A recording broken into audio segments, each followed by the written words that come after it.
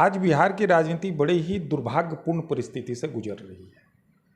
व्यक्तिगत रूप से मैं या आप या बिहार की तमाम जनता एक विकट परिस्थिति से गुजर रही है। उसके सामने एक बड़ा ही राजनीतिक संकट है।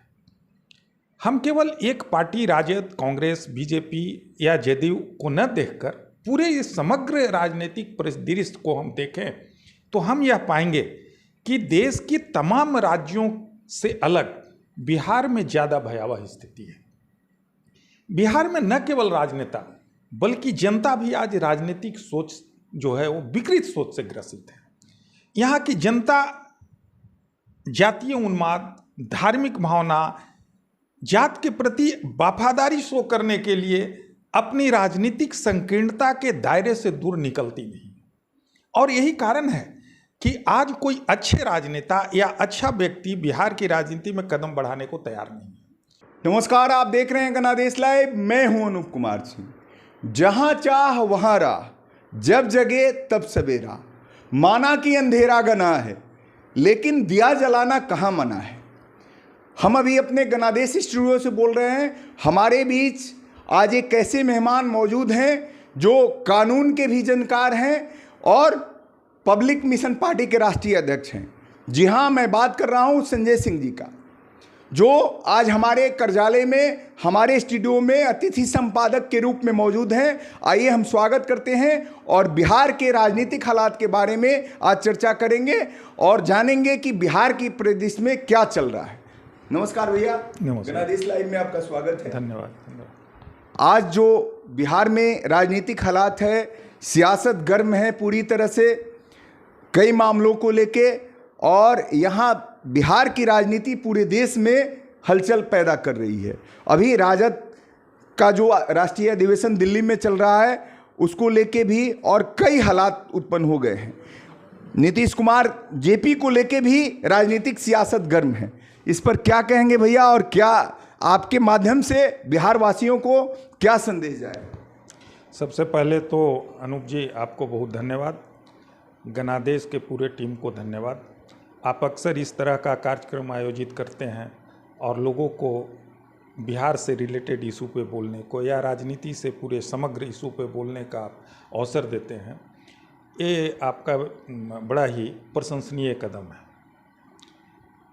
आपका प्रश्न बड़ा ही माकूल है और आज के परिस्थिति के अनुकूल है। आपका कहना है कि बिहार में राजनीति बड़ा ही उथल पुथल स्थिति में है। स्वाभाविक है, आज बिहार की राजनीति बड़े ही दुर्भाग्यपूर्ण परिस्थिति से गुजर रही है। व्यक्तिगत रूप से मैं या आप या बिहार की तमाम जनता एक विकट परिस्थिति से गुजर रही है। उसके सामने एक बड़ा ही राजनीतिक संकट है। हम केवल एक पार्टी राजद, कांग्रेस, बीजेपी या जेडीयू को न देखकर पूरे इस समग्र राजनीतिक परिदृश्य को हम देखें तो हम यह पाएंगे कि देश की तमाम राज्यों से अलग बिहार में ज़्यादा भयावह स्थिति है। बिहार में न केवल राजनेता बल्कि जनता भी आज राजनीतिक सोच जो है वो विकृत सोच से ग्रसित है। यहाँ की जनता जातीय उन्माद, धार्मिक भावना, जात के प्रति वफादारी शो करने के लिए अपनी राजनीतिक संकीर्णता के दायरे से दूर निकलती नहीं। और यही कारण है कि आज कोई अच्छे राजनेता या अच्छा व्यक्ति बिहार की राजनीति में कदम बढ़ाने को तैयार नहीं है। वो डर जाता है कि समाज हमको स्वीकार नहीं करेगा। उसके बहुत सारे मिसाल भी हैं, बहुत सारे उदाहरण हैं जो आप देखें। आपका प्रश्न कि आज राजद का राष्ट्रीय अधिवेशन दिल्ली में चल रहा है और इसके माननीय नेता जगदानंद सिंह जी वहाँ मौजूद नहीं है। यह हमारे आपके सभी के लिए पार्टी लाइन से हटके भी कोई अगर सोचे तो ये दुखद स्थिति है। जगदानंद सिंह, रघुवंश प्रसाद सिंह और ऐसे अन्य और कुछ नाम है जो बिहार की राजनीति में मिसाल है, जिन्होंने एक सिद्धांत की स्थापना की है राजनीति में, जिन्होंने राजनीति का मूल्य स्थापित किया है। जगदानंद बाबू का राष्ट्रीय अधिवेशन में नहीं होना एक राजनीतिक दल के लिए दुखद नहीं है, ये पूरे समाज के लिए दुखद है।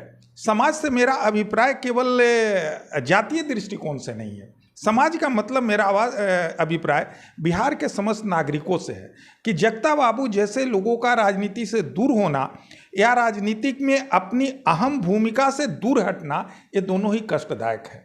इसलिए हमारा तो कोई हक या हमारा अधिकार नहीं है कि जगता बाबू को कोई हम सलाह दे सके, लेकिन अगर जगता बाबू इस गणादेश लाइव को सुन रहे हों या इसका संदेश उन तक पहुंचता हो, तो हमारा जरूर निवेदन होगा कि जगता बाबू को पार्टी में रहकर, पार्टी को जिस तरह से उन्होंने अनुशासित बनाया है, हम लोग एक राजनीतिक दल के रूप में अलग होते हुए भी उनकी प्रशंसा करते हैं और वैसे व्यक्ति को राजनीति में अहम भूमिका निभानी चाहिए। और जगता बाबू को पार्टी के अंदर एक अपनी जिस तरह से आज तक उन्होंने अहम छाप छोड़ा है, वो अहम छाप छोड़ने की निरंतर कोशिश करते रहनी चाहिए। बिल्कुल बिल्कुल, आपने बहुत सही कहा भैया। लेकिन एक विषय मेरे जहन में चल रहा है कि अभी तो जगदानंद सिंह नाराज हैं, वहाँ नहीं पहुँच पाए राजद के राष्ट्रीय अधिवेशन में। अभी जेपी को लेके एक सियासत गर्म हो गई है बिहार में।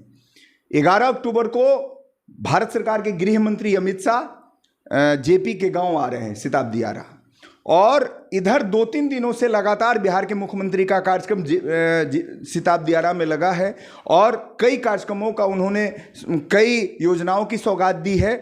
और हालांकि मुख्यमंत्री ने खुद उत्तर प्रदेश के मुख्यमंत्री को चिट्ठी लिखा है कि यूपी से जुड़े जो इलाके हैं उस पर यूपी सरकार मदद करे। एक तरफ ये सियासत है, 11 अक्टूबर को अमित शाह आने वाले हैं, उसके पास बीजेपी और जेडीयू लगातार साथ रही 17 सालों में, 15-16 साल, और फिर अलग हो गई है। ये जो राजनीतिक पार्टियां जब एक साथ रहती है और अलग हो जाती है तो एक तरह से बिहार क्या पूरे देश में दुश्मनी जैसा व्यवहार हो जाता है। राजनीति का जो स्तर गिरते चला जा रहा है, इस पे हम चाहेंगे कि आपका मार्गदर्शन मिले। अनूप जी, आपका प्रश्न बहुत ही आज के परिस्थिति के अनुसार माकूल है। आपने अमित शाह जी का नाम लिया, वो आज हमारे देश के गृह मंत्री हैं। यह कहते हुए आश्चर्य लगता है कि आज हमारे देश के शीर्ष पद पे बैठे हुए अमित शाह जी अपने इतने हल्के बातों के लिए जाने लगे हैं। जैसे उन्होंने जब बिहार का दौरा किया तो उन्होंने एक ऐसे योजना के बारे में बताया, ऐसे एयरपोर्ट के बारे में जिन्होंने कहा कि यहाँ से जहाज़ें उड़ने लगा है, जहाज़ उड़ रहा है और यहाँ के लोग यात्रा कर रहे हैं, जबकि वो आज यह है कि वो काम पूरा भी नहीं हुआ है। एयरपोर्ट पूरी तरह से जमीन के अधिग्रहण का काम चल रहा है। भैया, आप पूर्णिया की बात कर रहे हैं, हम पूर्णिया की बात कर रहे हैं। और बिल्कुल उसके बारे में उन्होंने मंच पे हजारों लाखों लोगों के बीच में कहते हैं कि जैसे हमने पूर्णिया के लिए आज एयरपोर्ट का काम पूरा हो गया और यहाँ से जहाज उड़ने लगा और यात्री यहाँ से यात्रा करने लगे। एक इतने शीर्षस्थ पद पे बैठे व्यक्ति से इस तरह की बातें सुनना बड़ा ही हास्यास्पद लगता है। एक तो यह बात है, लेकिन प्रश्न यह है कि आज ये ताकत नेताओं को मिलती कहाँ से? मेरा केवल अमित शाह जी से मेरा कहने का अभिप्राय नहीं है। आज जितने दल और जितने राजनीतिक नेता हैं जो राजनीति के माध्यम से समाज को कोई संदेश देना चाहते हैं, राजनीति के माध्यम से समाज की भले की बात करते हैं, आज उससे ठीक विपरीत आचरण करने की ताकत उनमें आती कहाँ से है? आखिर वो इस तरह के व्यवहार करने की शक्ति मिलती कहाँ से है? इसका सीधा आंसर यह है कि आज जनता वास्तविकता को नहीं स्वीकार कर रही है। आज जनता जो नेताओं के अंदर संकीर्ण सोच है या नेताओं के अंदर जो भ्रांति भरी विचारधारा है जो लोगों के बीच प्रभावित कर रहे हैं, जनता उससे ज़्यादा आकर्षित हो रही है बजाय कि सत्य और ईमानदारी के। जनता उनके साथ खड़ी नहीं दिखती जो ईमानदारी के साथ खड़े हैं। जनता उनके साथ खड़ी दिखती है जो झूठ और पाखंड के सहारे जनता को छलने का काम कर रहे हैं। और यही कारण है कि आज जनताओं को वहाँ से, नेताओं को वहाँ से ताकत मिलती है। आपने लोकनायक जयप्रकाश नारायण जी का नाम लिया। जयप्रकाश जी के नाम को आज सियासी बाजार में बेचा जाता है और हमारे राजनेता, चाहे वो लालू प्रसाद यादव जी हों, नीतीश कुमार जी हों, चाहे और भी मुलायम सिंह यादव जी हों या जितने भी उनके अनुयायी हों, आज उनके असूलों को, उनके सिद्धांतों को बेचा जाता है बजाय उनके बताए रास्तों पे चलने के। जहां भी जाएंगे आप, कोई कर्पूरी ठाकुर जी के विचारधारा को बेचते हैं, कोई जयप्रकाश नारायण जी के विचारधारा को बेचते हैं, कोई लोहिया के विचारधारा को बेचते हैं। यानी कि राजनीतिक बाजार में विचारधारा को बेचिए, राजनीतिक बाजार में जातीय जटिलताओं को बेचिए, राजनीतिक बाजार में धार्मिक भावनाओं को बेचिए। और अगर इस तरह की मार्केटिंग आप करते हैं, इस तरह का काम करते हैं, जनता तभी आपको स्वीकार करती है। अगर आप इससे हटके लोकतंत्र की मूलभूत अवधारणा, लोकतंत्र के मूल्यों के आधार पर राजनीति करने को यदि आप सोचते हैं तो जनता आपको अस्वीकार कर देती है। लोग ये कहने का ताकत नहीं रखते हैं, लोग इससे बचते हैं कि क्यों जनता पर हम इस तरह की बातें क्यों जनता पर आरोपित करें या जनता को सीधे कटघरे में क्यों खड़ा करें। अनुभव वो वक्त आ गया है। हम लोग जैसे कुछ लोग जो समाज के बारे में सोचते हैं उनको लगता है कि अब वक्त आ गया है कि जनता को बताएं कि आपकी गलती के कारण ही उन नेताओं को ताकत मिल रहा है गलत करने का। इसलिए आप विचार कीजिए, आप सोचिए। तो ये जितनी सारी बातें हैं, हमारे मुख्यमंत्री ने प्रयास किया है यूपी के चीफ मिनिस्टर से बात करने का, ये अच्छी बातें हो सकती है। पर हमारे मुख्यमंत्री या हमारे जो आज महागठबंधन की सरकार है या इससे पहले की सरकार है, आज आप मेयर की चुनाव को देख रहे हैं कि पटना हाई कोर्ट ने चुनाव को रोक दिया और स्टेट इलेक्शन कमीशन ने भी निर्णय ले लिया है चुनाव को रोकने का। बहुत सारे प्रत्याशी आए मैदान में, लाखों करोड़ों का खर्च अभी तक हो चुका है, सारे प्रत्याशी खर्च कर चुके हैं, आज चुनाव रुक गया है। चुनाव रुकने से जनता का काम निश्चित रूप से प्रभावित होता है, पर अनियमितताएं इसके अंदर इतनी हैं कि उस अनियमितताओं पे प्रश्न खड़ा करना भी आज आवश्यक है। कोर्ट ने अगर उन अनियमितताओं पे प्रश्न खड़ा किया है तो राजनीतिक दलों को चाहिए कि मिलकर वो कोई रास्ता निकालें, तभी सबका भला हो सकता है, राज्य का भला हो सकता है, नगर निगम क्षेत्र का भला हो सकता है, नगर परिषद इलाके का भला हो सकता है और फिर अल्टीमेटली जनता का भला हो सकता है।